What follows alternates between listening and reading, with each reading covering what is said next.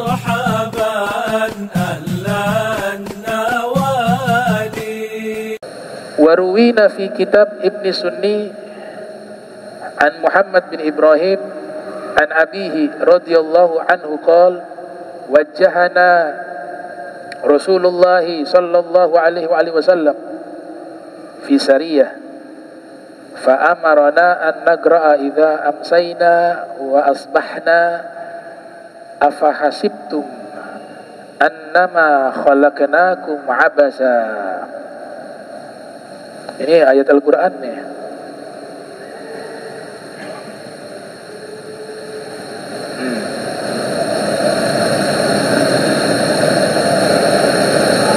Faqara'na faghanimna wasalimna.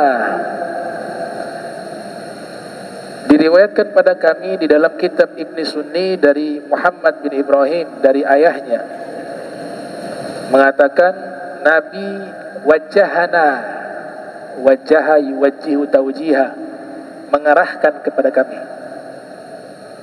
menuntun kami, bisa wajaha yuwajjihu tawjiha. Nabi mengarahkan kepada kami di dalam satu kumpulan pasukan ekspedisi. Kemudian Nabi perintahkan kepada kami untuk membaca di waktu sore kami dan di waktu pagi kami kutipan ayat Al-Quran, afahasibtum annama khalaqnakum abasa. Maka kami membacanya, lalu kami meraih keuntungan besar dan kami pun selamat dari peperangan tersebut. Ini ayat menegaskan bahwa kita diciptakan oleh Allah bukan main-main, bukan untuk foya-foya. Allah Ta'ala berfirman, apakah kalian mengira kami menciptakan kalian itu main-main, kata Allah. Ini ayat dalam sekali maknanya.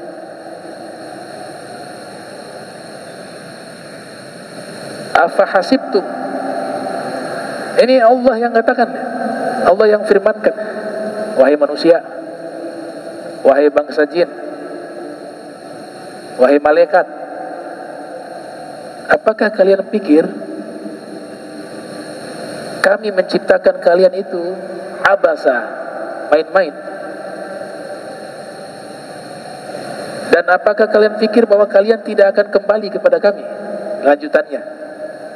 Lanjutannya gimana itu ayat? Afahasibtum, ya. Afahasibtum annama, sesungguhnya kalian ilaina la turja'un, bagian akhirnya itu ilaina la turja'un. Apakah kalian pikir kami ciptakan kalian bermain-main dan kalian tidak kembali kepada kami, kata Allah Ta'ala. Ini ayat pernah diucapkan juga oleh Nabi Yahya. Nabi Yahya itu menjadi nabi usia 7 tahun. Dari sejak usia anak-anak diangkat oleh Allah menjadi nabi. Hakikatnya para nabi-nabi yang lain, terutama Nabi kita Muhammad SAW juga demikian. Bahkan Nabi Muhammad itu sudah jadi nabi sebelum dilahirkan di muka bumi. Ada sahabat bertanya kepada Nabi Muhammad, mata kunta nabiya, kapan engkau menjadi nabi?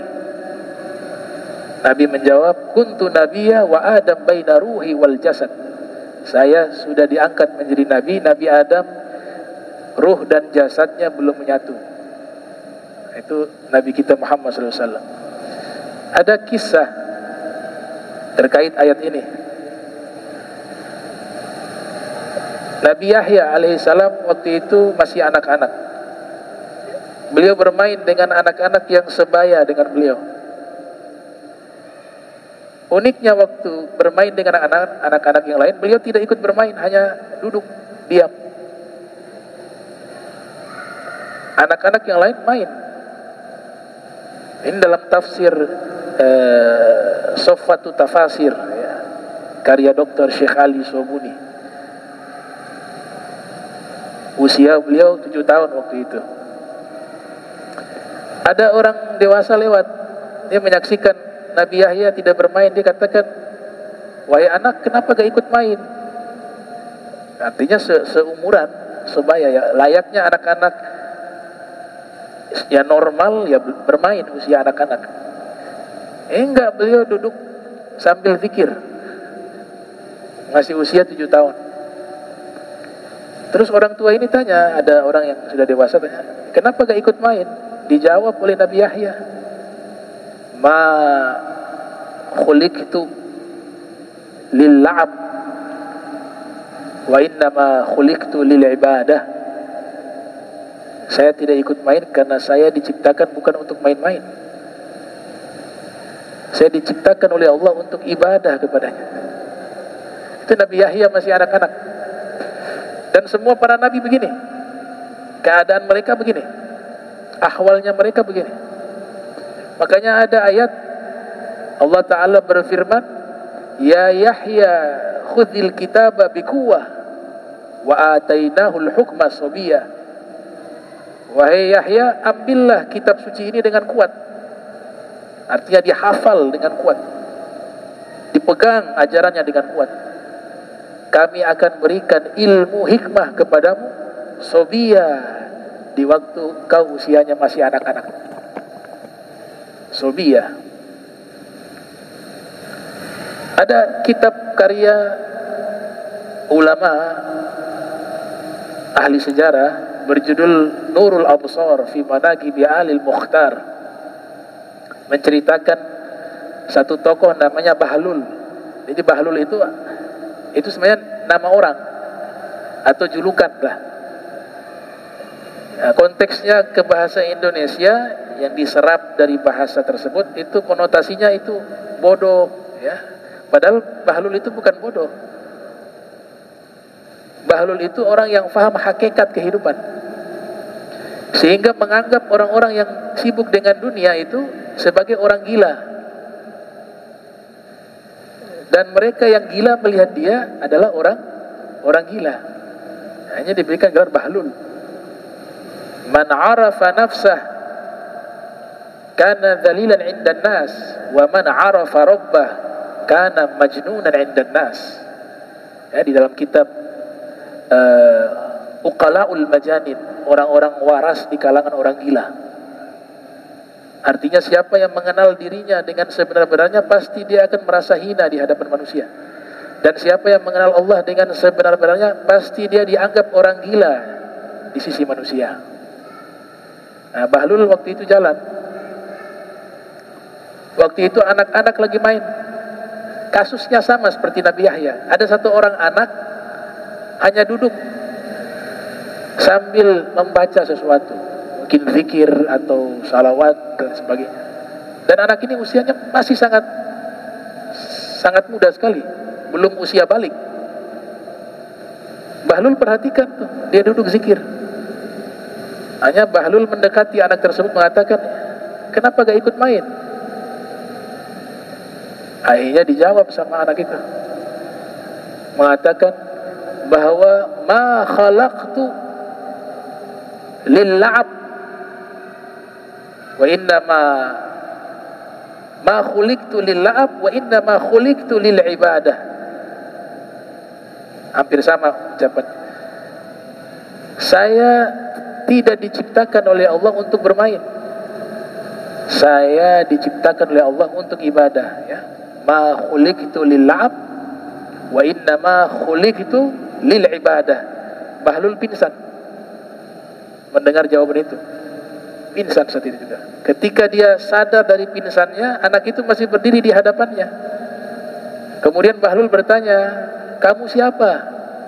Maka disebut, saya adalah Muhammad bin Ali Ridho bin Musa Al-Kadhim bin Ja'far Shadiq bin Muhammad Al-Bagir bin Ali Al-Abidin bin Hussein bin Ali bin Abi Thalib wa Fatimatu bintu Muhammad sallallahu alaihi wasallam.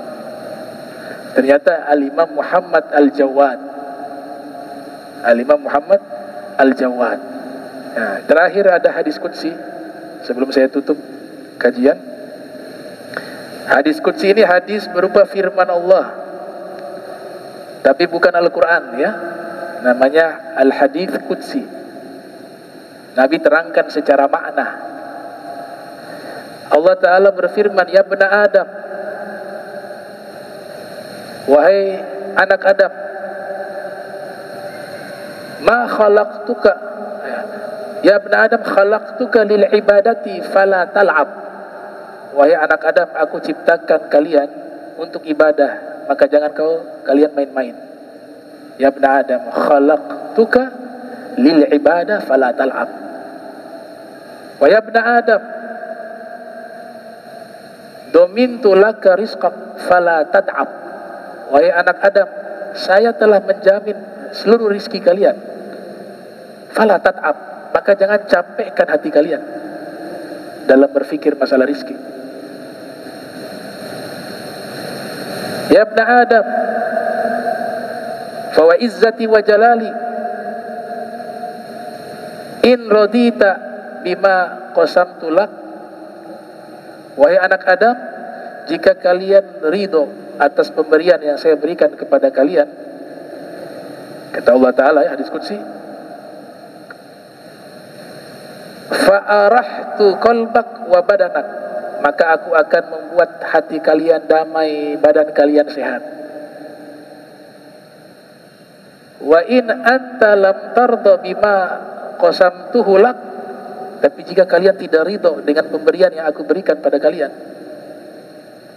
fa wa izzati wa jalali la usallitanna 'alaika dunya tarkudu fiha raqdal wuhushi fil bariyah fala yakunu laka minha illa ma qasamtu lak. Kata Allah Ta'ala, tapi kalau kalian tidak ridho dengan pemberian yang aku berikan, demi kemuliaanku aku akan mengutus dunia ini menguasai kalian, sehingga kalian mengejar dunia seperti mengejar hewan-hewan liar di dalam hutan, dan yang kalian dapat sesuai bagian yang telah aku berikan pada kalian. Wa kunta madhmuman, dan kalian menjadi orang hina.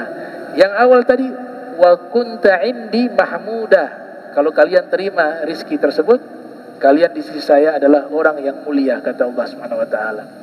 Nah, ini hadis qudsi terkait masalah tersebut. Insyaallah pertemuan berikut kita lanjutkan lagi pembahasan kita. Bismillahirrahmanirrahim. Alhamdulillahirabbil alamin. Allahumma shalli wa sallim ala sayyidina Muhammad sallallahu alaihi wasallam. Jama'ana hadza jam'an marhuma wa tafarraqna min ba'dihi tafarruqan ma'suma wa la tajal minna wa la minna sikal mahruma.